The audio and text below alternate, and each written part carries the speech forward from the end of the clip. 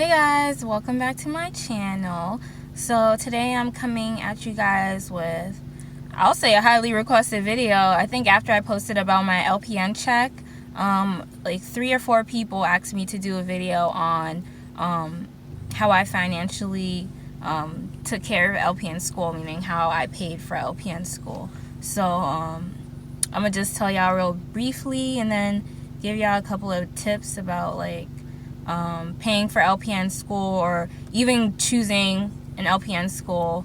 Definitely finances is definitely like a top thing to consider. So let's get into it. Okay, so for everyone, their situation is different.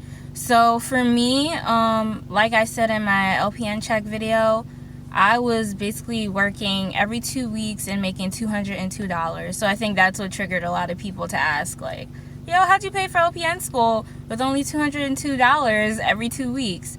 So for my LPN school, because I was out of county, my pay was about, my tuition, was about $7,000. For people who are in county, their tuition was $5,000. So for us, we had a payment plan in my school. So basically every 3 months, if you're out of county, $1,200 was due.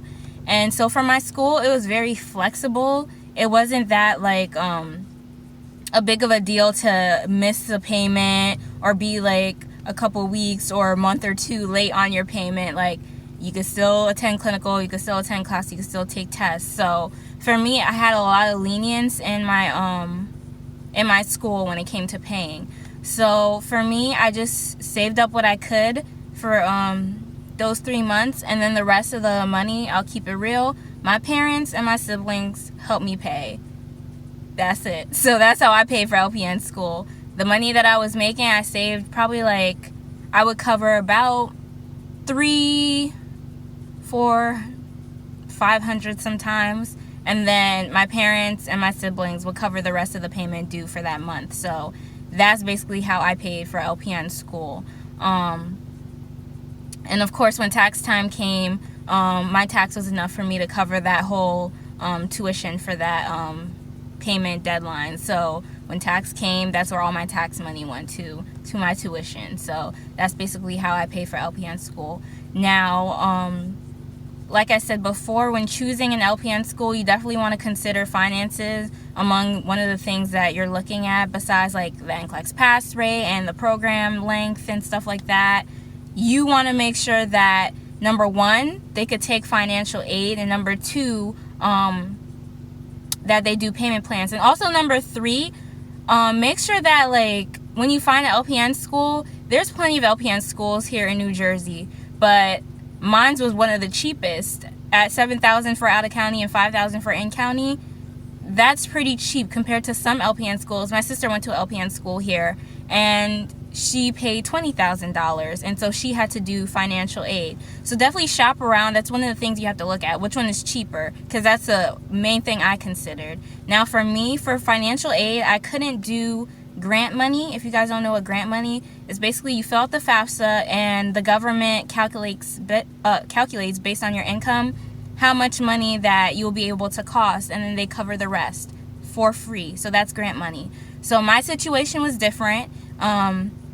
If you guys don't know, I have a bachelor's degree. I graduated college 2 years ago and got my bachelor's degree. So for me, depending on the state, and I think it's for all states, grant money is only covered for 1 bachelor's degree, and that's it. You can no longer get grants. You could take out loans, but you can no longer get grants. So for me, I used up all my grant money on my bachelor's degree, and even if I didn't use it all up, it stopped at my bachelor's degree. So I can no longer get free money. So that's why looking for a cheap school was number 1 on my priority list. So yeah, if your school takes financial aid, definitely that's one of the questions you have to ask.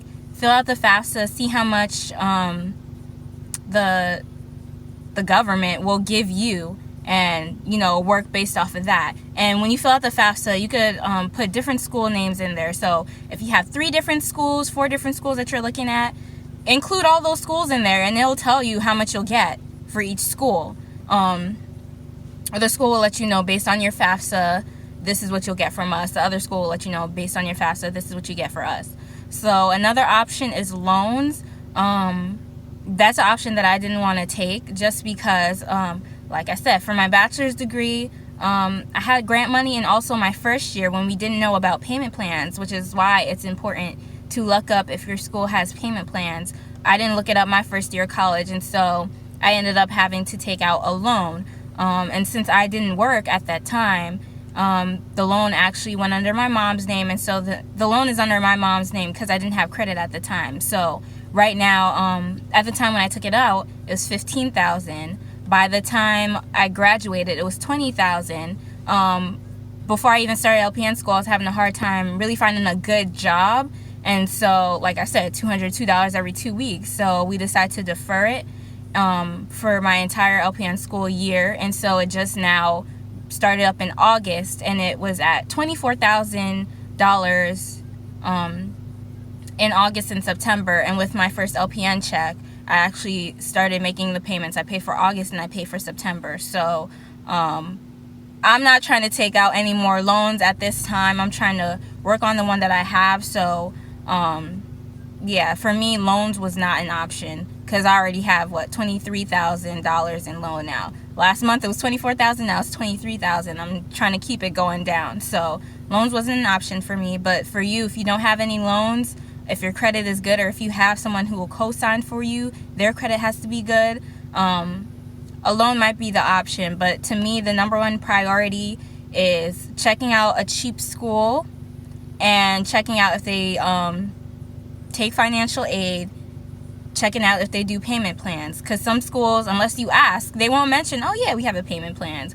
Some just assume, like, for some, it's better that they get all the money at once than get it in increments. But for some schools, they actually tell you, like my school did. So definitely check out the payment plans, and you could plan accordingly. You could work per diem to fit the payment schedule, or fit around your school's schedule so you can make some payments, so you can make some money towards the payments. So that's basically it that I have about financially planning for LPN school and how I pay for LPN school. So if you guys have any more questions, you can leave them down below. I'll try my best to answer them. So yeah, guys, I will see you guys in the next one. Thanks for liking. Give it a like, comment, and subscribe. And I'll see you guys in the next one. Bye, guys.